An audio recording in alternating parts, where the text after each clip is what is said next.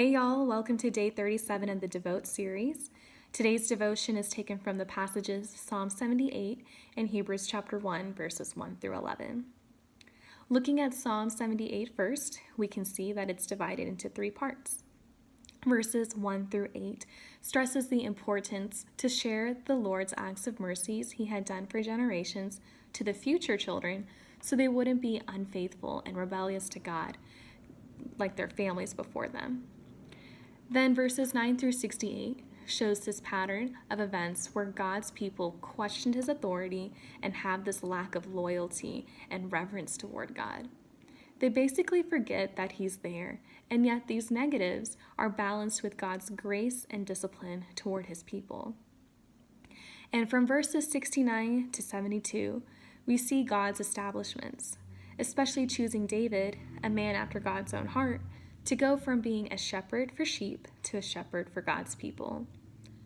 Now in Hebrews chapter 1, verses 1 through 11, it talks about instead of having forefathers talk about God's nature, God decided to send his son, Jesus, directly to earth to display what God is really like.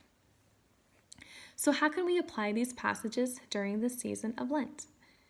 Lent is a great time to renew your relationship with God. Be transformed by him, resist temptation using his strength, but most importantly, you are getting to know who God is, such as his character, his undeserving love, and how he responds to people. This is the time to understand God's nature. In the past, God chose certain leaders, our forefathers, and even prophets to reveal the nature of God. He gave people these laws to follow, performed miracles, and gave them more than enough blessings. He constantly guided them through their journeys, yet the message of how merciful God really was still didn't stick with them. They didn't realize how big of a deal God was and why it was so important to not forget God in general. Despite how many times God has pulled through for his people, they continued to lose faith, be forgetful, and even put God to the test. They emphasized on following the law rather than focusing on the mercy God provided for them. Now we see how Hebrews chapter 1 comes into play. God spoke to our forefathers through the prophets, but now, instead of using a forefather or a prophet, God had to directly send to earth his son Jesus, who happens to be the descendant of David, to display God's very nature.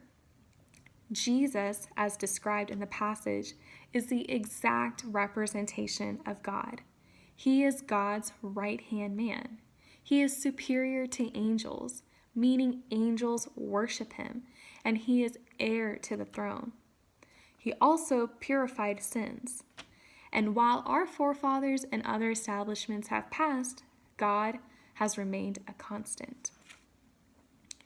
Now, before we work on ourselves during Lent, first, work on getting to know the true nature of God, the way he speaks, responds, and loves us. Literally get to know him. God isn't any different from the past than he is right now, and we are no different than the generations before us.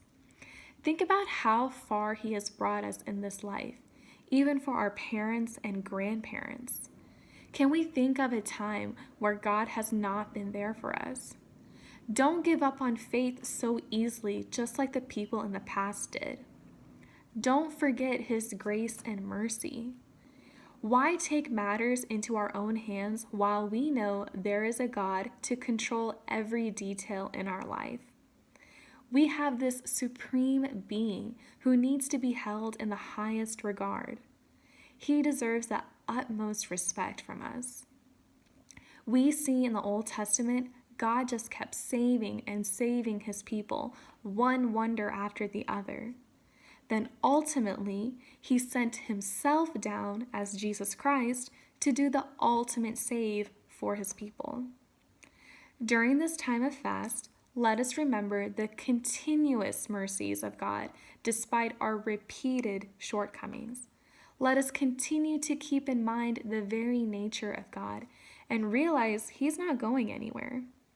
Finally, let us give God the respect he deserves. Thanks for watching, and God bless y'all.